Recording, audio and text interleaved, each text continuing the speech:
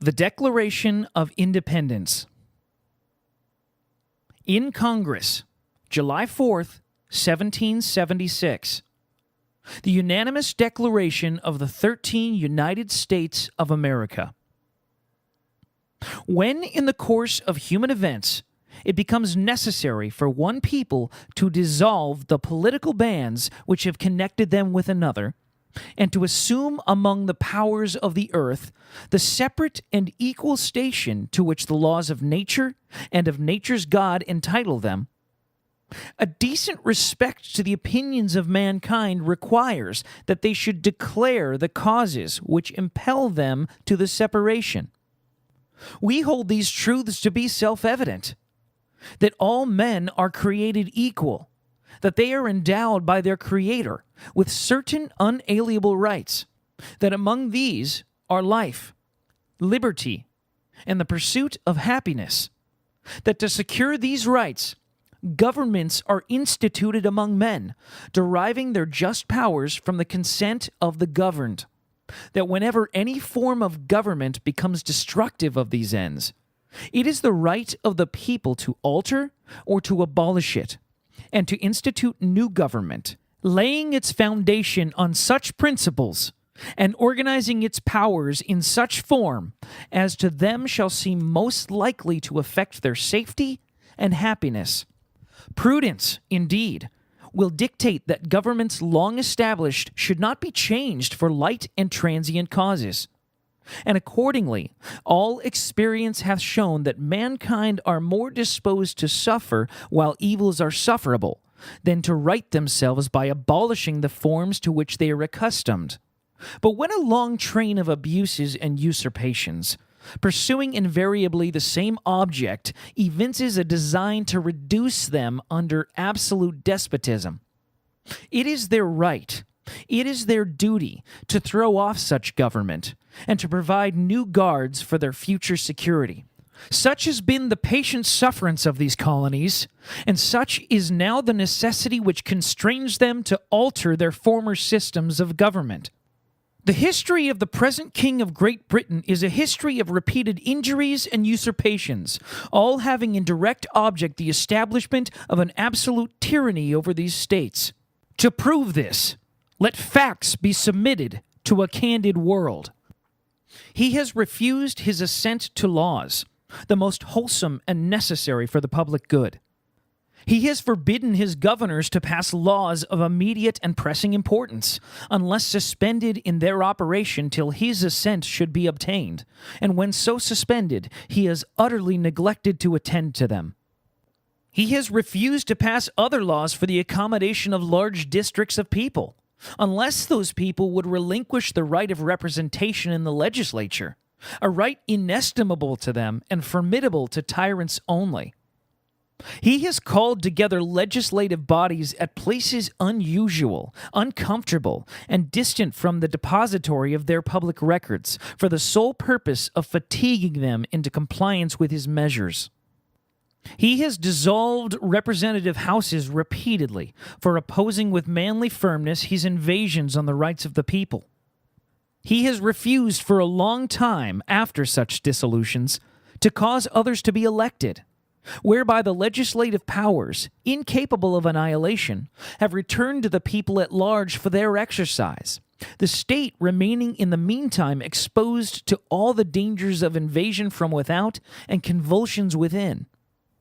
He has endeavored to prevent the population of these states, for that purpose obstructing the laws for naturalization of foreigners, refusing to pass others to encourage their migrations hither, and raising the conditions of new appropriations of lands.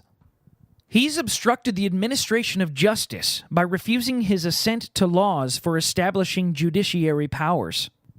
He has made judges dependent on his will alone for the tenure of their offices and the amount and payment of their salaries. He has erected a multitude of new offices and sent hither swarms of officers to harass our people and eat out their substance. He has kept among us in times of peace standing armies without the consent of our legislatures. He is affected to render the military independent of and superior to the civil power. He is combined with others to subject us to a jurisdiction foreign to our Constitution and unacknowledged by our laws, giving his assent to their acts of pretended legislation, for quartering large bodies of armed troops among us, for protecting them by a mock trial from punishment for any murders which they should commit on the inhabitants of these states, for cutting off our trade with all parts of the world, for imposing taxes on us without our consent, for depriving us in many cases of the benefit of trial by jury, for transporting us beyond seas to be tried for pretended offenses, for abolishing the free system of English laws in a neighboring province, establishing therein an arbitrary government, and enlarging its boundaries so as to render it at once an example and fit instrument for introducing the same absolute rule into these colonies, for taking away our charters, abolishing our most valuable laws, and altering fundamentally the forms of our governments, for suspending our own legislatures and declaring themselves invested with power to legislate for us in all cases whatsoever. He has abdicated government here by declaring us out of his protection and waging war against us. He has plundered our seas, ravaged our coasts, burnt our towns, and destroyed the lives of our people.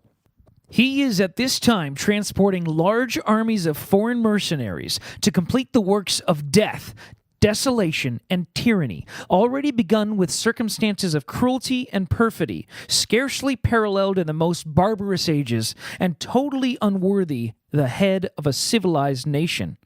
He has constrained our fellow citizens taken captive on the high seas to bear arms against their country, to become the executioners of their friends and brethren, or to fall themselves by their hands. He has excited domestic insurrections among us, and has endeavored to bring on the inhabitants of our frontiers, the merciless Indian savages whose known rule of warfare is an undistinguished destruction of all ages, sexes, and conditions. In every stage of these oppressions, we have petitioned for redress in the most humble terms. Our repeated petitions have been answered only by repeated injury. A prince, whose character is thus marked by every act which may define a tyrant, is unfit to be the ruler of a free people. Nor have we been wanting in attentions to our British brethren. We have warned them from time to time of attempts by their legislature to extend an unwarrantable jurisdiction over us. We have reminded them of the circumstances of our emigration and settlement here. We have appealed to their native justice and magnanimity. And we have conjured them by the ties of our common kindred to disavow these usurpations, which would inevitably interrupt our connections and correspondence. They, too, have been deaf to the voice of justice and of consanguinity. We must, therefore, acquiesce in the necessity which denounces our separation, and hold them, as we hold the rest of mankind, enemies in war, in peace, friends. We, therefore, the representatives of the United States of America, in General Congress, assembled, appealing to the supreme judge of the world for the rectitude of our intentions, do, in the name and by authority of the good people of these colonies, solemnly publish and declare that these united colonies are, and of right ought to be, free and independent states, that they are absolved from all allegiance to the British Crown, and that all political connection between them and the state of Great Britain is and ought to be totally dissolved, and that as free and independent states, they have full power to levy war, conclude peace, contract alliances, establish commerce, and to do all other acts and things which independent states may of right do. And for the support of this declaration, with a firm reliance on the protection of divine providence, we mutually pledge to each other our lives, our fortunes, and our sacred honor. Josiah Bartlett, William Whipple, Matthew Thornton, John Hancock, Samuel Adams, John Adams, Robert Treat Payne, Elbridge Gerry, Stephen Hopkins, William Ellery, Roger Sherman, Samuel Huntington, William Williams, Oliver Wolcott, William Floyd, Philip Livingston, Francis Lewis, Lewis Morris, Richard Stockton, John Witherspoon, Francis Hopkinson, John Hart, Abraham Clark, Robert Morris, Benjamin Rush, Benjamin Franklin, John Morton, George Clymer, James Smith, George Taylor, James Wilson, George Ross, Caesar Rodney, George Reed, Thomas McKeon, Samuel Chase, William Peka, Thomas Stone, Charles Carroll of Carrollton, George Wythe, Richard Henry Lee, Thomas Jefferson, Benjamin Harrison, Thomas Nelson Jr., Francis Lightfoot Lee, Carter Braxton, William Hooper, Joseph Hughes, John Penn, Edward Rutledge, Thomas Hayward Jr., Thomas Lynch Jr., Arthur Middleton, Button Gwinnett, Lyman Hall, George Walton,